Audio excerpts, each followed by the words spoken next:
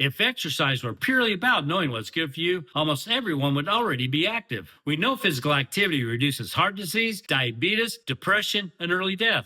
Yet inactivity remains one of the leading health risks worldwide. So the real question isn't why should we exercise? It's why is it so hard to stay motivated even when we know better? It's similar to being motivated to find a place for all your stuff when you move into a new house, including hanging pictures on the wall, which motivation I've obviously been lacking. What do you think I should put on the wall behind me? Anatomical charts, a picture of Boathouse Row in Philly, or something else? Let me know in the comments. Hi, I'm Dr. Jake, and today we're breaking down what motivation really is, why it fails, and how decades of research show you can reliably build it without relying upon willpower, guilt, or unrealistic demands. Globally, more than 1 in 4 adults fail to meet the minimum physical activity guidelines according to the World Health Organization. And in the United States, the numbers are even worse, despite the fact that we know physical activity is tied to cardiovascular disease, type 2 diabetes, cognitive decline, depression and anxiety, and an increase in all-cause mortality. What's interesting is that most inactive adults intend to exercise. In fact, large reviews on the intention-behavior gap shows that intention explains only a small portion of those who actually follow through on being physically active. That tells us something critical. Motivation and intention are not the same thing. Motivation is often treated as a personality trait, something you have or don't have. In reality, motivation is a temporary state, not a fixed characteristic. In behavioral science, motivation is defined as the probability that you'll initiate or sustain a behavior under specific conditions. And there are 3 key implications. First, motivation fluctuates daily. 2, motivation is shaped by environment and context. And 3, motivation often follows behavior, not the other way around. That's why relying on feeling motivated is unreliable,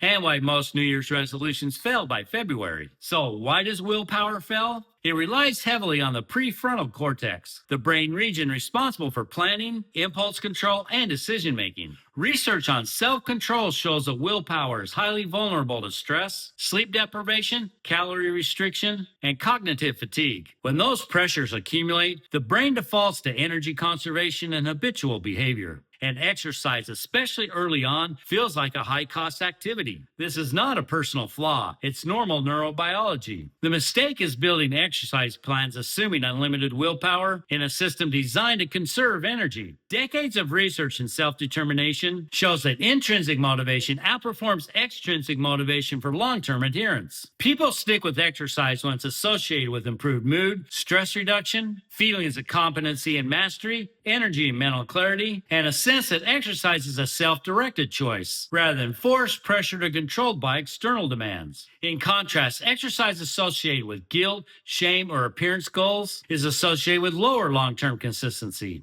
The goal is not to love exercise, but to actually stop hating it. And one of the best ways to do this is with an identity shift. Research shows that one of the strongest predictors of long-term physical activity is identity alignment. Studies in habit and identity formation show that repeated behaviors shape how people see themselves, and that identity then determines and stabilizes behavior. Most people approach exercise through outcomes like I want to lose weight, I want to be healthier, or I want more energy. And those goals make sense, but they're weak motivators because they're distant and abstract. People who stay active long-term primarily don't ask, how do I motivate myself to exercise? Rather, they ask, often subconsciously, what does someone like me do? And that shift matters because identity-based behavior requires less motivation. The behaviors begin to feel more like a part of who you are rather than something that's forced upon you. This identity shift reduces decision fatigue. Let me explain. If exercise is something you try to do, every session requires a decision, negotiation, and justification. But when physical activity is part of your identity, I'm someone who exercises, the decision is already made. For example, most people don't debate whether to wear a seatbelt or brush their teeth, not because those behaviors are always enjoyable, but because they align with who you are, a safe driver with all your teeth. But identity doesn't change with just positive thinking alone. The brain wants evidence. Each small repeatable action proves that you're the person who walks during breaks or the kind of person who lifts weights on a regular basis. The key point is that behavior comes first and identity follows. That's why consistent, even low bar actions outperform ambitious plans that collapse under pressure. When exercise is outcome based, a missed workout feels like failure. But when exercise is identity based, a missed workout is contextual, knowing at the end of a busy day, you'll work out tomorrow because that's what you do. Same behavior, but a completely different interpretation. There's no falling off the wagon, just a pattern or lifestyle that picks right back up. Think of it this way: small wins beat big plans. Behavioral research consistently shows that lowering the barrier to action is one of the most effective motivation strategies. From these studies, we know that short bouts outperform long plans, consistency beats intensity, and early small successes build towards permanent change.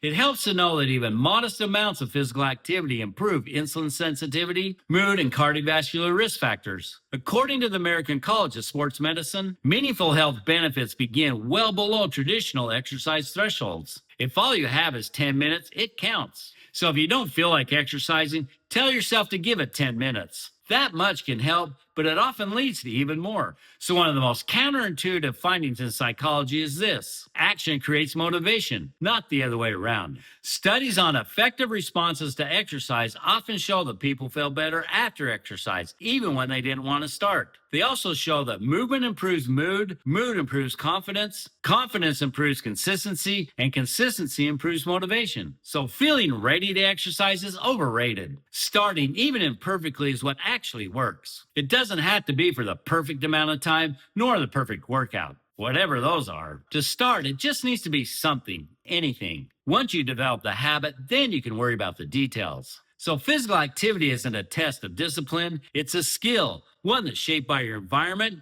your habits, and how you see yourself. And if those things include or support a physical active lifestyle, you're well on your way to a more active, healthier you. So you don't need a big burst of motivation or a perfect plan. You just need to start small, make it easier than expected, and build a pattern you can actually repeat. Then once you start moving, momentum will do the heavy lifting. Over time, being active will stop feeling like something you have to do and more like something you just do. Like, subscribe, and share with someone who you know struggles to exercise. Thanks for listening. And as always, my answers come from peer-reviewed research.